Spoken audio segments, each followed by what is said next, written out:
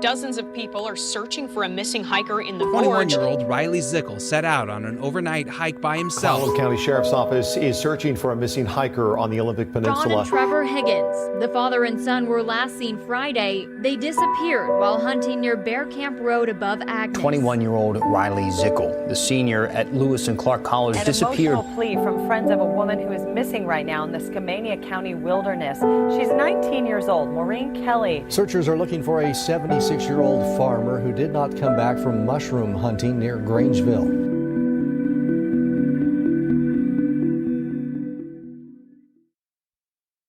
Hello, and welcome to the Pacific Northwest Missing Persons Project. I'm your host, Tanner Hoskins, Executive Director here at Pacific Northwest Missing Persons Project. And before we get started, I just want you to know this is our 50th episode.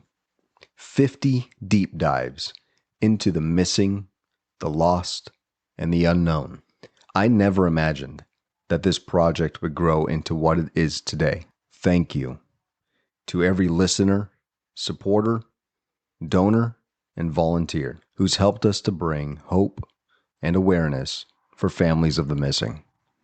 Thank you so much. This special milestone episode takes us into the Montana wilderness. In September of 2014, 38-year-old hunter Aaron Hedges vanished in Montana's Crazy Mountains, an isolated and often forbidding range with a name that hints at the unsettling energy long associated with the region. Aaron was on a bow hunting trip with friends. At some point on September 7th, Aaron left their main camp to retrieve a supply cache he had previously stashed near Campfire Lake. But Aaron never made it there. What happened next remains one of the most unsettling cases in modern missing persons history. On Monday, September 8th, news reports suggest that Aaron's two hunting partners searched for him all day long. But when they were unable to locate Aaron, nor could they reach him over the radio, and with a freak snowstorm inundating the area, they decided on September 9th to take the animals back to the trailhead that they had entered from. This was their original campsite, located near Trespass Creek. This location is on the other side of Campfire Lake within the pass. The two hunters stayed the night in this area before continuing on September 10th to the trailhead at Cottonwood Trailhead. This is when they called Aaron's wife, asking if she had heard from him. When she said that she had not heard from Aaron, she immediately called search and rescue.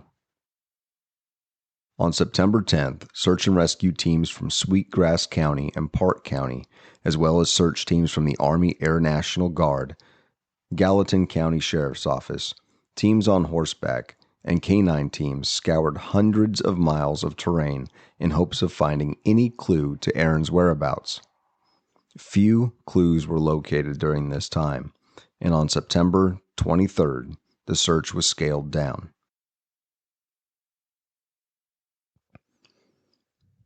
In June of 2015, 9 months later, a rancher found Aaron's boots neatly placed near a seasonal hunting cabin by the South Fork of Sweetgrass Creek.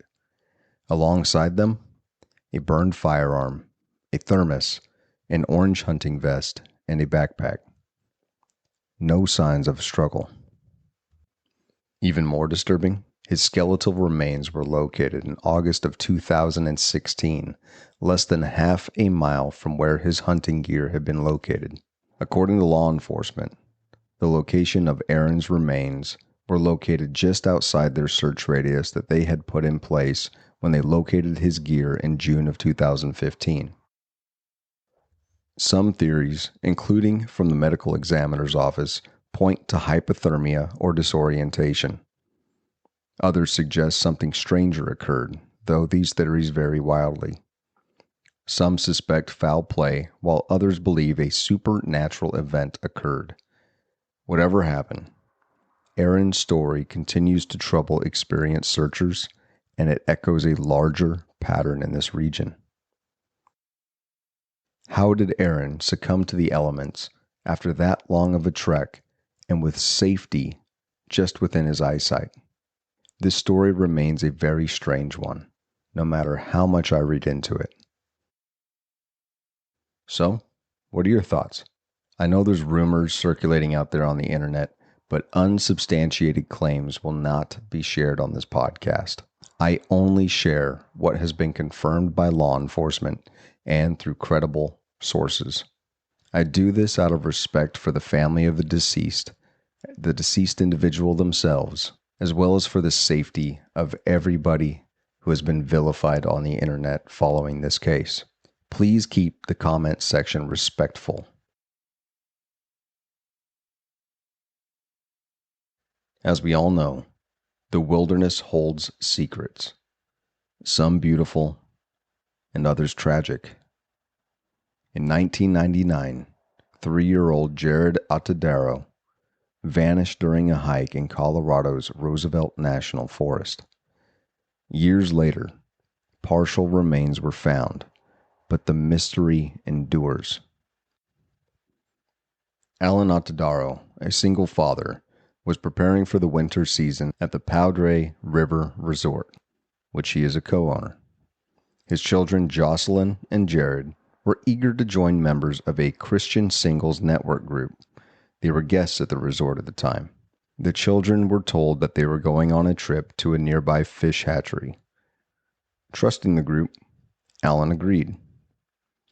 However, the group decided to take an impromptu hike on the Big South Trail in the Roosevelt National Forest. During the hike, Jaryd ran ahead and was last seen by 2 fishermen.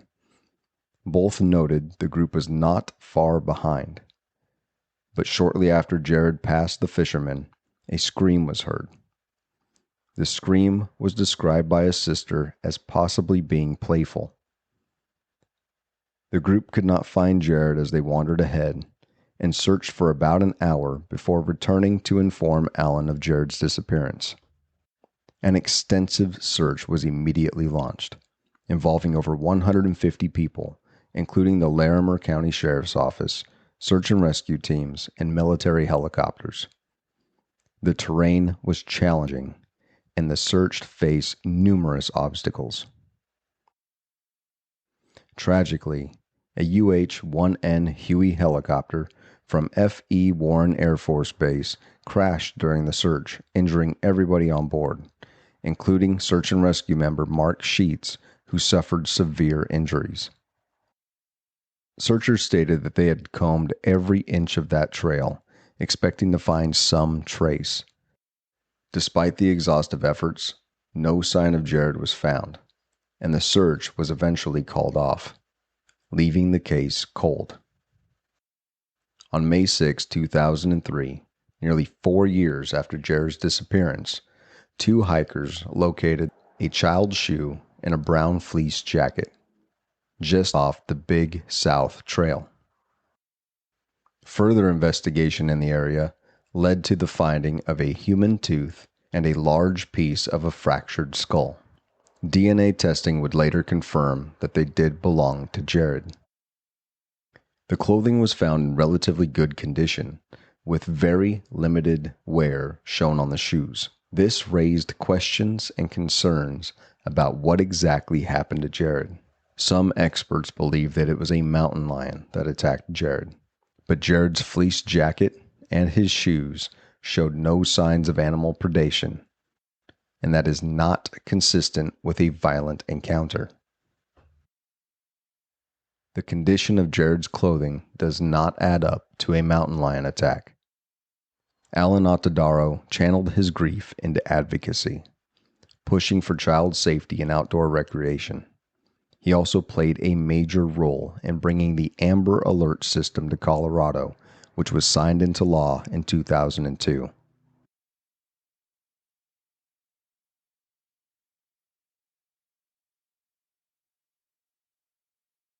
That's it for this week's episode.